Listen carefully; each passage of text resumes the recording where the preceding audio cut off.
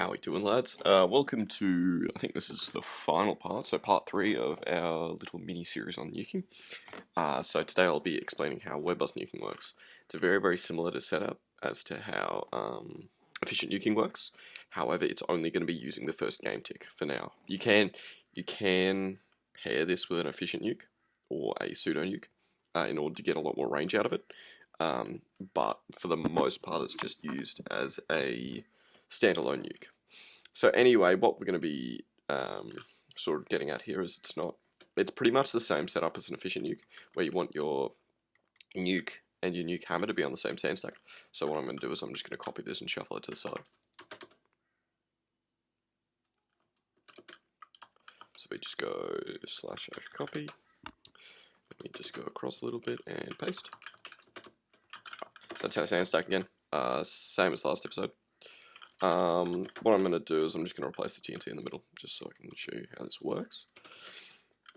So the biggest difference between efficient nuking and Webbust nuking isn't actually the order in which it's, well, it is the order in which it's dispensed, but the biggest difference is actually how you wire it.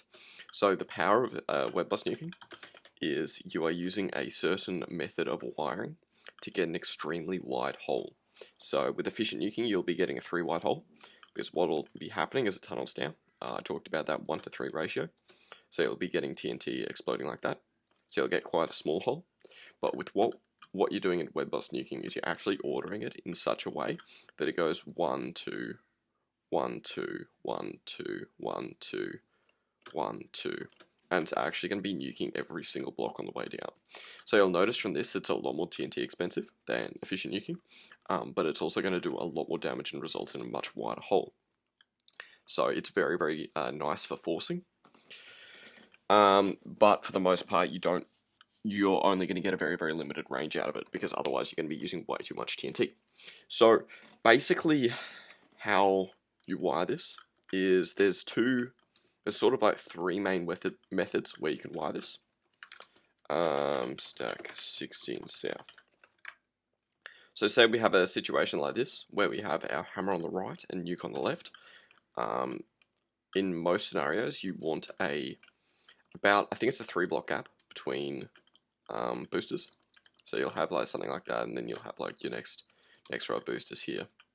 And the reason why you want that, it's not going to work on this cannon, so you can't really attach a Webbust nuke because these 2 boosters are close together. It'll make a lot more sense when I actually wire it up.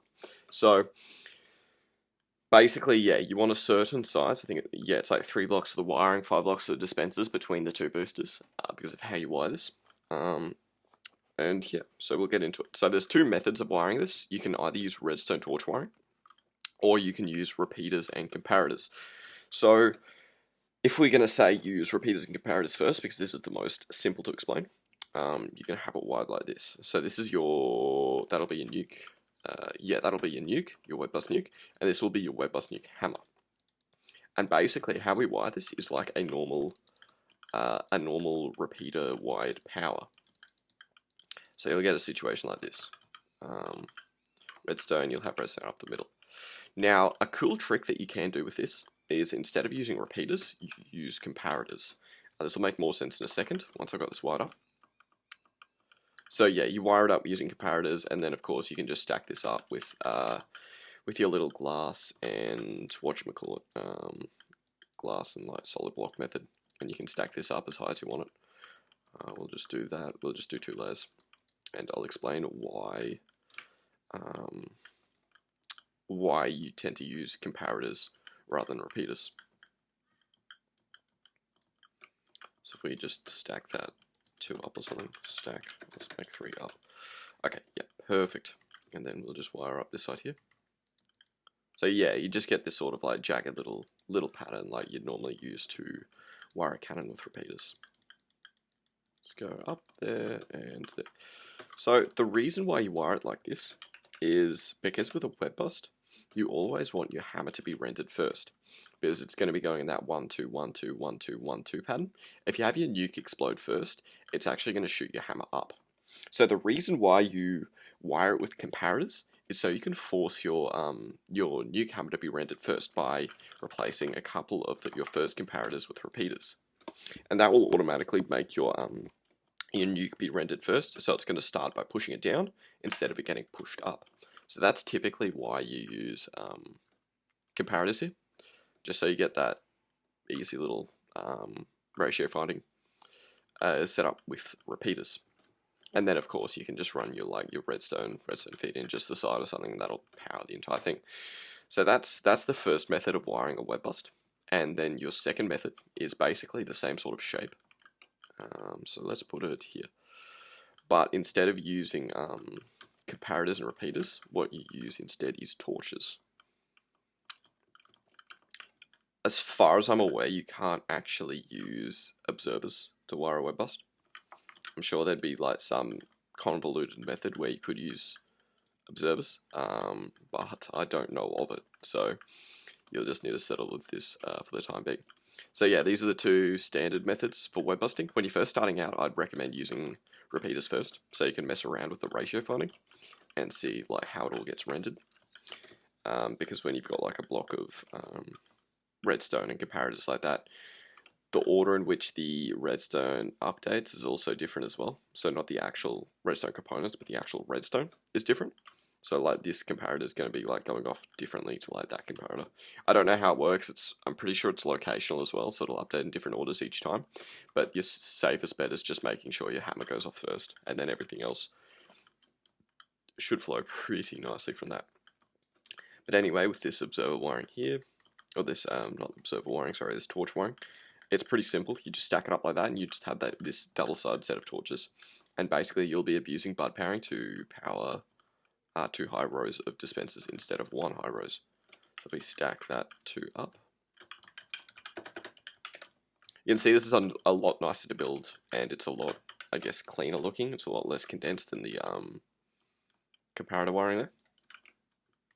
But sometimes it can be a bit harder to get your hammer to go off first. Typically what you can do is you can just break your break where your nuke's coming in. So if that's going to render first, you just break that, and you'll force your hammer to get rendered first.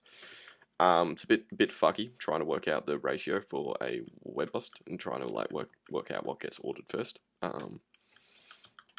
But yeah, you'll get used to it over time. And then from here you can either have like sticky pistons and redstone blocks, or you can use like a redstone torch. This scenario here, we can just use probably just a redstone torch, thinking. And then we'll just have something like this, and then we can just have repeaters in the side, and then like a redstone torch there or something. The reason why you do a redstone torch is just so you can time it more easily, because if you have this permanently on, you need to time it when the what I'm saying is if you have that permanently on, it's only going to fire when the redstone pulse deactivates, whereas if you use a torch here, it's going to fire when the redstone pulse activates. So it's going to be much easier counting off a torch here than it is counting off, like including like pulse length and seeing when it deactivates as well. So it's just personal preference, just to have that additional torch there, just to help work out when it's going to fire. But yeah, that's the two styles of wiring up your Webbust. You can do it with something called, what is it? Redstone bypass as well. I never really used redstone bypass, and I don't think anyone else really does in this version. Maybe in a later video, if people are curious how it works, I can explain how to do it there. But for the most part, in this one, I really just can't be bothered. So yeah, that's pretty much your two separate ways to wire your Webbust. And that should conclude our little mini series here on nuking. I'll do push nuking and shoot a lead date, but for now that'll do for your first 3 methods of nuking. So I guess I'll get into some pros and cons. So we'll start with pseudo nuking. Pseudo nuking is incredibly annoying to patch after the raid is done. Mid-raid, it doesn't do too much damage, and you can actually get issues with your pseudo nuking if you aren't stacking all the way to build height.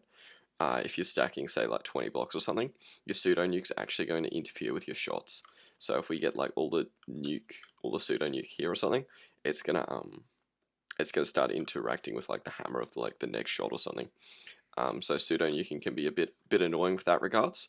But for the most part, if you want to like grief walls and do like, it's more griefing damage than it is than it is like force raiding. So if you're on a sniper base and you want to be an absolute pain about it, you can use pseudo nuking.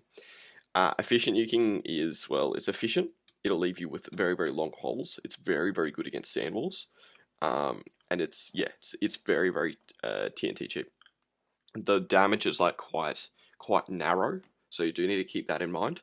But for the most part, most people run with efficient nuking nowadays because it's very, very easy to get the hole all the way down to bedrock with an efficient nuke than it is with a Webbust nuke. I guess just hopping on that little train there. Webbust nuking it's very TNT inefficient, but it's going to leave you with like a 5 wide hole. So if we like compare the damage of say like a pseudo nuke and a Webbust nuke, this will be your Webbust nuke where you get like a 5 wide hole for like stack 60 down. Most Webbusts will have like a 60 block hole or something, and then like most efficient nukes will go to bedrock, and then we'll go stack 255 down. So that's kind of the two options you have. You have that really nice big beefy hole like that, or you can go all the way down. Another thing that you can do with a Webbust nuke as well is you can actually add an efficient nuke on. So if you use your Webbust as your first game tick, then you can have an efficient nuke that goes all the way to bedrock as well. So if that's your first game tick of nuke there, you can also just slap efficient nuke in, and you just use efficient nuke in your second game tick. So it'll like end up looking like this if you use efficient nuke and a Webbust nuke simultaneously. But it is very, very TNT expensive. Webbust nuking and then efficient nuking. And then yeah, pseudo nuking, you get that pattern where it's like you get the full wall, but you've just got those individual holes all the way down. So you basically just need a chunk bust and start again. Yeah, if you want to be an absolute pain in the ass, do pseudo nuking. If you want a nice sort of sniping cannon, a general purpose cannon, use efficient nuking. And if you want to be forcing through bases, use Webbust. I'd say that's like the three different scenarios that I'd use. Most common is definitely efficient nuking, then probably Webbust, then pseudo nuking. I've never seen a fucking pseudo on complex. So yeah, that pretty much sums up the video. So thank you all for watching, and I'll catch you all next time, where we might be finishing that 100 stacker there, or we might just be scrapping and just moving straight onto a 256, and then coming back and making like a 2 sec 100 stacker or something. I don't know, it depends how I feel. Anyway, yeah, I'll catch you all in the next one.